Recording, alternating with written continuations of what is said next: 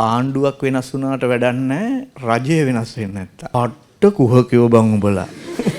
පට්ට ආත්මාර්ථකාමීන්. ඇයි බං මා ලංකාවේ මිනිහෙන්නේ උඹලා වගේ හැදිච්ච එකනේ මං පිටසක්වල ජීවියෙක් කියලා හිතන් ඉන්නේ. 3ට නැමිලා 4ට නැමිලා මිට තිබුණට වැඩක් නැහැ කෙඳි නැත්තම්. කෙඳි තිබුණට වැඩක් නැහැ මිට නැත්තම්. දැන් අපේ වත්තේ තියෙන කොස් ගහක්. කැපුවොත් හිරේ. බෑ කපන්න බෑ එහෙම. අපේ වත්තේ තිබුණා කියලා බෑ. ඇප්ලිකේෂන් එක දාන්න මෙහෙමයි. මිය ගිය ගෙට කඩා වැටීමේ අවදානමක් සහිත. ඒ මිනිස්සුත් බල්ලා කියනවා ඇත්තට මොකක් වෙලාද ගහ මැරුනේ? ඒක තමයි මාර වැඩේනේ සර්. අපි මේ පස් පිරෙව්වා ගල් වැටි බැන්දා. එක ඒත් මලානේ ගහ. මේ බලන්න. මේකේ මේ තියෙන්නේ මොකද්ද? සනාල කැම්බීමනේ. ඒකෙන් එළියට තියෙන ටික මොකද්ද? පොත්ත. මේ සනාල කැම්බිය මොහොම වටේට ගියාම ඒකෙන් ඇතුලේ තියෙන ටික මොකද්ද කියන්න? කාෂ්ඨය. මේ කාෂ්ඨයේ මේ මැද හරියේ තියෙන ටික මොකද්ද කියන්න? ඒ ටික අරටුව. මෙන්න මේ ටික මොකද්ද කියන්න? එළය. ප්‍රධාන වශයෙන් කොටස් තුනයි. මොකද්ද? පොත්තයි, එළයයි, අරටුවයි. ඕක ගහක් කපලා බලපුවාම හොඳටම පේනවා ඒ තුන. නියමෙටම පේනවා. ඒ හොඳටම පැහැදිලිව වෙන් වෙලා පේනවා. එක එක ගස්වල මේ අරටුවේ පාට මොකක් වෙනවද? වෙනස් වෙනවා. අරටුවේ පාට වෙනස්. එක ගහෙන් ගහට අරටුවේ පාට වෙනස්. කළුවර, කළු මැදිරිය. ඒවයි අරටුව මොන පාටයිද? කළු පාටයි. කොස් වගේ එකක තියෙන්නේ මොකද්ද? කහ පාට. ලංකාවේ වැඩිය දකින්න නොලැබුණත් තියෙනවා රත් හඳුන් කියන එක. ඒක තනිකර මොන පාටයිද කියන්නේ? රතු පාටයි ඇතුළේ. එහෙම තියෙනවා එක එක පාට. මෙරූන් පාට එහෙම තියෙනවා. දැන් මම ඔබෙන් අහනවා මෙහෙම. මම මේකට හරියට උත්තරයක් එක සැරේ කියන්නේ. ගහකට වඩා වටින්නේ පොත්තද අරටුවද එළයද? අරටුවනේ. කුහකයෝ බං උඹලා. පට්ට ආත්මාර්ථකාමීන්. ඔය කිව්වේ ගහකට වටින කොටස නෙමෙයි. ඒ හැටිම තමයි අහපු ගමන් ඕක කියන්නේ. ටිකක් ඇහුවොත් නම් කියනවා ඒ ඇත්ත తත්වේ නෙමෙයි. ඒ කල්පනා කරලා දෙන උත්තර මට වැඩක් නැහැ. ක්ෂණිකව එන ඒවා. ඒ කියන්නේ මොලෙන් එන ඒවා නෙමෙයි හදවතින් එන ඒවා. මොලෙන් එන ඒවා ගන්න ටිකක් නෑ අහපු ගමන් දෙන උත්තරේ මොකද්ද? ඔව් ඒ හදවතින් එන ඒවා. හෘද සාක්ෂියේ එච්චර හොඳ නැහැ බොක්ක හොඳ නැහැ හොඳේ. ඒ කියන්නේ මේ ඔකට කියන්නේ ඊගෝසෙන්ට්‍රික් කියලා. කියන්නේ අපි මේ ලෝකය දිහා බලන්නේ කවුද? අපිව සෙන්ටර් කරගෙන. අපි එතන මං අහපු ප්‍රශ්නේ මතකයිනේ නේ. මං ඇහුවද ඔබට වටිනම කොටස කියලා. මං ඇහුවේ එහෙම නෙමෙයි. මං ඇහුවේ මොකද්ද? ගහක වටිනම කොටස මොකද්ද කියලා ඇහුවේ. එතකොට ඔබ දුන්න උත්තරේ මොකද්ද? කෙලින්ම අරටුව. ඒ කියන්නේ ඔබ කිව්වේ ගහේ ඔබට වටින කොටස. ගහ හැඳි ගෑවිලා ගියත් කමන්නේ අපිට.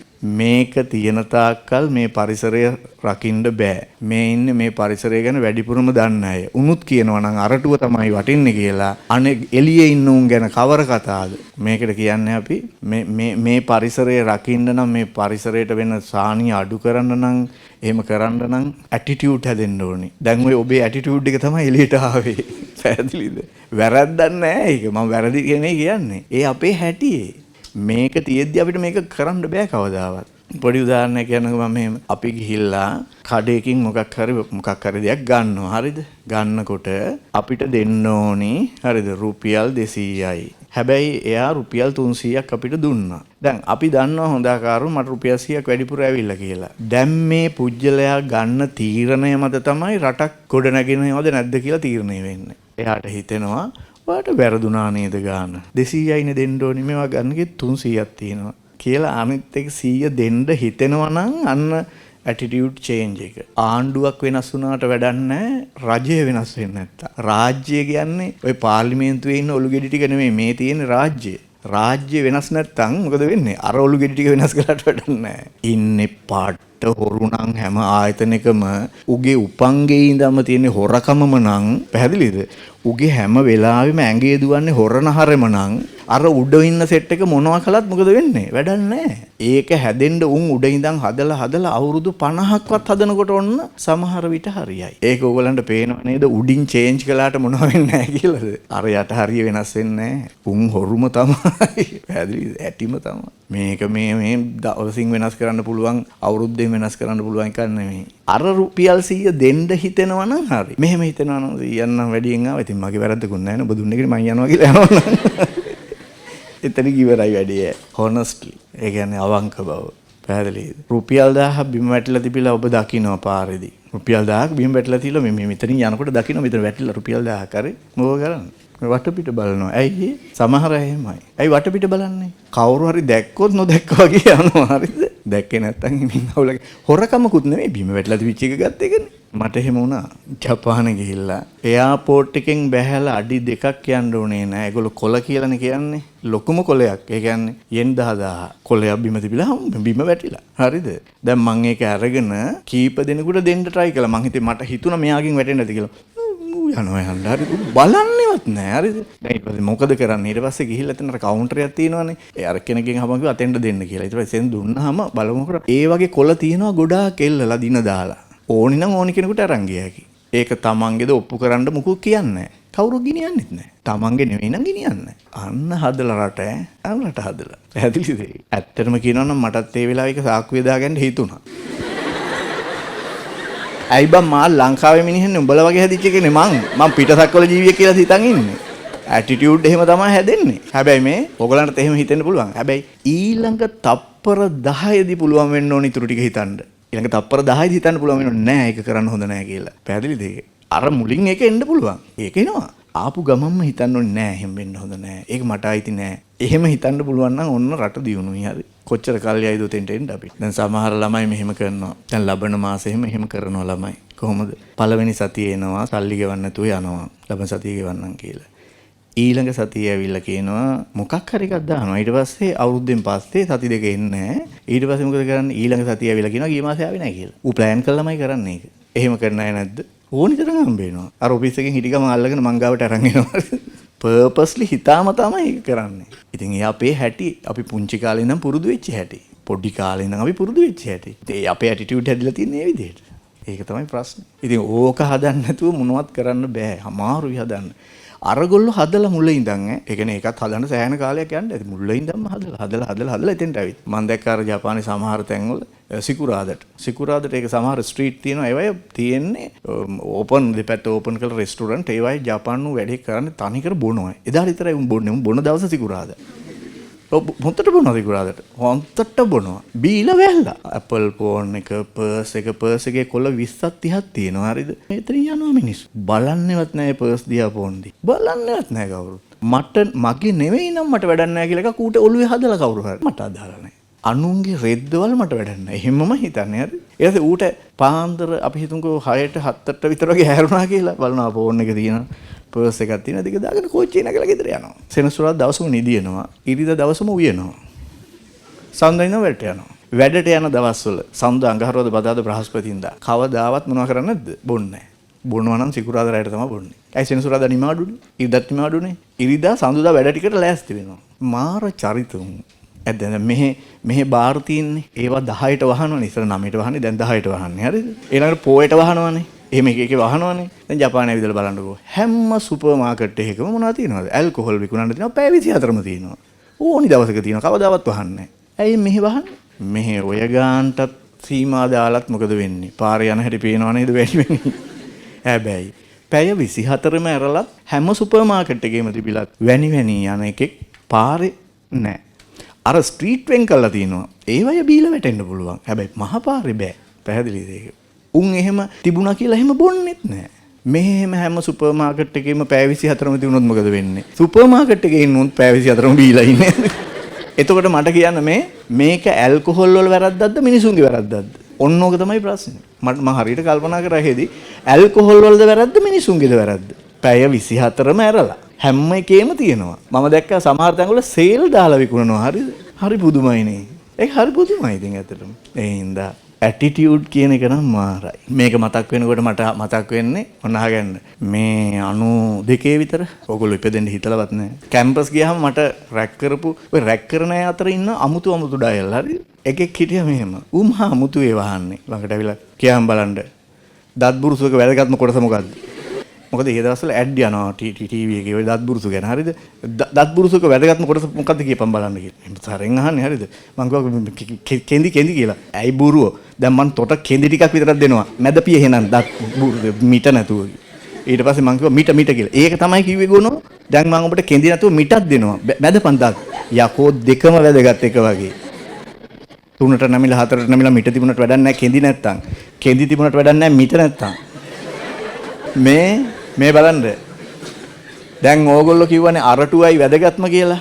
හා මේ හන්ද මං එලයක් තියෙද්දී ගහක යට වටේට පොත්ත විතරක් ගලවනවා. මෙහෙම අඩියක් විතර රවුමට පොත්ත ගලවනවා. ගහට ඔය පොත්ත වැදගත් නැහැනේ. ඒ හින්දා ගලවනවා. ඕගොල්ලෝ කිව්වේ වැදගත් නැහැ කියලා පොත්ත.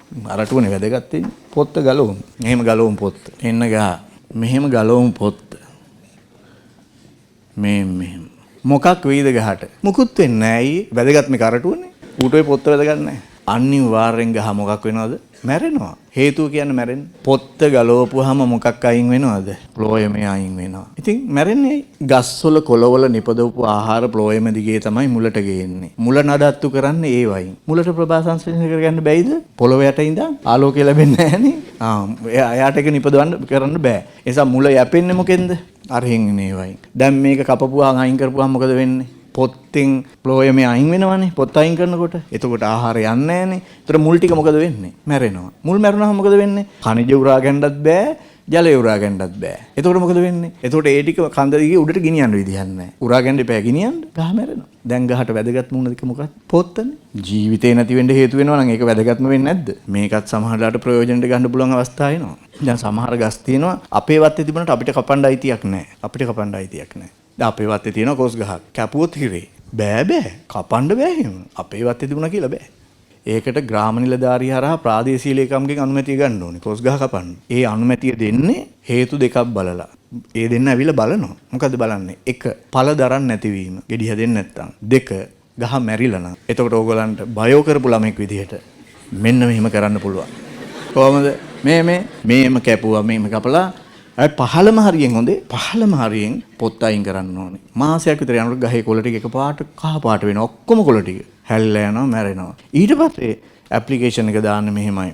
මියගිය ගෙට කඩා වැටීමේ අවදානමක් සහිත කොස් ගහක් කපා ගැනීම සඳහා අවසර ඉල්ලීම. එහෙම කියලා නෑ ඇවිත් බලනවා. එතකොට මේක ලෙලි ගහලා තියෙනවා පේනවා. ඒකට මොකද කරන්නේ? ඒක ගොන් වැඩ කරන්න එපා. මෙහෙම කරන්න යටින්ම මේක කරේ ඒකනේ මේක වටේට ලොකු ගල් වැටියක් බඳින්න. බැඳලා පස් පුරවන්න මේ මෙහෙම මේ මට්ටමට. පස් පුරවලා විතරක් මදි. ඒක මේවා කළා. ඒකේ පිඩලි ටිකක් අල්ලන්න. වතුර දාලා රෙමේ. තනකොළ ටික හොඳට හැදෙනවා. එතකොට හරි. දැන් ගෙනල්ලා පෙන්නන්න මොකද්ද? මැරිලා ගහ. ඒ මිනිස්සුත් බලලා කියනවා ඇත්තට මොකක් වෙලාද ගහ මැරුනේ? ඒක තමයි මාර වැඩේනේ සර්. අපි මේ පස් පිරෙව්වා ගල් වැටි බැඳා. එක ඒවා ඒත් මලානේ ගහ. වෙලාවට ප්‍රාදේශීය ලේකම් බයෝ කරපු එකෙක් වුණා නම් සහ ඌ මගේ පන්තියට ඇවිල්ලා හිටියානම් කලින් හරි එයාට ඔන්න මොකක් වෙනවද? එනවා ඔළුවට. එහෙම වෙන්න බැයිද? පුළුවන්. දිසාපති දිස්ත්‍රික් ලේකම් ප්‍රාදේශීය ලේකම් වෙලා ඉන්න මුල් කාලේ පන්ති ආපු ළමයි ඉන්නවා. ඌ සයන්ස් කරලා කැම්පස් ගිහිල්ලා BSc උපාධියක් කරලා ඊට පස්සේ තියෙනවා රාජ්‍ය පරිපාලන එක කරලා ඒ පැත්තෙන් යන්න පුළුවන් පරිපාලන සේවයට. හරිද? අන්න ඒ වගේ එකෙක් වුණොත් ඌට ටක් ගාලා ට්‍රිගර් වෙනවා. මෙහෙම ගේමත් ඇත්තට අපි මේ මොකද්ද උනේ කියලා බලමු. මේ ගල් වැටිය ගලවමු. අරුග නෑ සර් ගලවලා වැඩක් නෑ. නෑ ගලවමු. ඔන්න මිනිහා ලව්වම ගලවනවා. හරිද? ගලවන්න බෑ කියන්න බෑනේ. මට බලන්න ඕනේ ගහට මොකද උනේ කියලා. ඔය තියෙන්නේ පතුරු ගහලා. ඒ වගේ ඒවා කරන්න පුළුවන්. එතකොට මේ ටිකේ මොනවද තියෙන්නේ? සෛලම.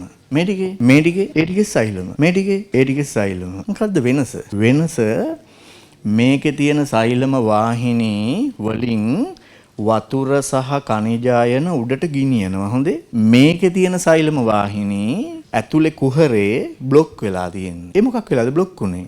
બ્લોක් වෙන්නේ ඇත්තම කියනවා නම් රෙසින්, ටැනින් සහ සමහර කාබනික ද්‍රව්‍ය මේ වයස්ගත වෙනකොට මේකේ හැදිලා ඒවා બ્લોක් වෙනවා. ඒ හින්දා මේ අරටුවෙන් මොනව කරන්නේ නැද්ද? ෆ්ලෝයමේ විශේෂ උඩට ගෙනියන්නේ නැහැ. ෆ්ලෝයමේ විශේෂ කොහොමද ගෙනියන්නේ නැහැ. සෛලමේ විශේෂ ගෙනියන්නේ නැහැ. එතකොට එළය තමයි මොනවා කරන්නේද? khනිජායන සහ ඒවා උඩට ගෙනියන්නේ. ඉතින් බලපුවාම දැන් මේකේ වටිනකම තේරුණානේ. දැන් ඔබ කිව්වේ ওই දෙකටම වඩා මේක වටිනවා කියලානේ. මොන අපරාධයක්ද ඒ කළේ? එතකොට අරටුවේ වටිනකමක් ගහකට ඇත්තෙම නැද්ද? අරටුවෙන් කරන එකම එක දෙයයි. පුළුවන් නම් කියන්න. අරටුව වටිනවා ගහට යම් දවසක. ඒකවත්ද? හයියෙන් හුළඟක් ආපු දවසට මෙහෙම කැරකෙනකොට අරටුව හයියට නොතනනම් ටොක් ගාලා කැඩිලා වැටෙනවා. එලෙන් වැඩකුත් නැහැ. මොකෙන්ද? පොත්තෙන් වැඩකුත් නැහැ. අවසාන නිගමනය කියන්නේ ගහට පොත්තයි එළයයි අරටුවයි අවස්ථානුකූලව එකසේ මොකද වෙන්නේ? වටිනවා. ඔන්න උත්තරේ. ඔබට අරටුව වටින්න උනේ ඔබට සාපේක්ෂව. ඒකනේ අරටුව ඔක්කොම ගස්වල අරටුව මොරටුවටනේ ගෙනියන්නේ. මොරටුවට ගෙනිච්චට පස්සේ මෙහෙම කරනවා. මෙහෙම කපලා, මෙහෙම කපලා, මෙහෙම කපලා, මෙහෙම කපලා. ඔය කිතුරු කෑල්ල ටික අයින් කරලා මේ කෑල්ල ගන්නවා. ඊට පස්සේ මේක මෙහෙම කපනවා මෙහෙම. ඒ මොනවද? ලෑලි. මුදිකට කපපුවා මෙන්න මේ හරිය කැපෙන ලෑල්ල කෝ ඒ හරියට මේ එලයත් එක්ක එන හරියට කියන්නේ පිට ලෑලි කියලා. ඒ වැඩක් නැහැ. එලේ ගුල්ල ගහනවා ටක් ගාලා. හයිය නැහැ. දිරනවා. ඒ වුණාට සමහර වඩු බාස්ලා එලයත් ගන්නවා. ඒ ගන්න මෙහෙමයි. මේ පැත්තෙන් අරටුවේ කෑල්ලකුත් එන්න ඕක කපනවා. එතකොට මේ ලෑල්ලේ මේ පැත්තෙන් අරටුව පේනවා, මේ පැත්තේ වැඩි හරියක් තියෙන එළය. අල්මාරිය හදනකොට එළය කෑල්ල අල්මාරියේ ඇතුළටත් එළියට අරටුව කෑල්ලත් එන විදිහට හයි කරන්න දක්සයි ඒගොල්ලෝ. හරිද? ඒ හින්දා අර එක මහත්තයෙකුට අල්මාරියක් හැදුවට පස්සේ බඩු බාස් පෙන්නලා ඇහුවල් කොහොමද මහත්තයා අල්මාරිය හදලා තියෙන්නේ කියලා. හරි. ඒ මිනිස්සයා මහත්තයා වදන්නේ නැහැ නේ. මිනිහා කිව්වා එල්ල කියලා. ඕන නැති කුණුහරුප කතා කියන්නේ බෑ. හොඳ අරටුව වලින් හදලා තියෙන්නේ කියලා. ඉතින් මිනිස්සයා අදහස් කරේ වෙන එකක්. එළය කියන වචනේ පෙන්වන්නම බැරි එකා තමයි කවුද? වඩු බාස්. හදන්නේ මෙලෙන් ඇතුළට පැත්තට එන්න. ගිනිහින් තිබ්බට පස්සේ අල්මාරිය යට අඩියට කුඩු කුඩු වැටිලා තියෙනවා කාලයක් යනකොට ගුල්ල ගහලා. කොහෙන්ද ගුල්ල ගැහුවේ බලන්න ඇතුල් පැත්තෙන්. ඒක හොයාගන්නත් සෑහෙන කල් යනවා. ඕවා තමයි ඔකෙන් ගන්න පුළුවන් ප්‍රයෝජන. හරිද?